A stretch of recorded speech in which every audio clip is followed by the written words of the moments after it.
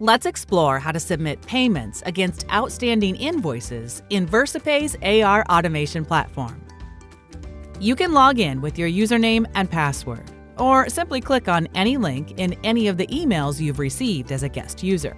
Once logged in, you can view all your outstanding invoices, review them, and select those that need to be paid. Click on the Pay button to be prompted to either add a payment method of choice or select from a pre-existing list of saved payment methods. Depending on your vendor, you'll be able to add a bank account, a credit card, or both. Confirm that all the information is correct before completing the payment. If you're signed up as a user, these payment methods will be saved in your wallet for future use as a form of convenience. If you're a guest user, you'll need to add your payment information each time you need to make a payment. Please note that depending on your vendor, you might not be able to make payments as a guest user and will have to sign up and create a password before doing so. Review, select, and pay.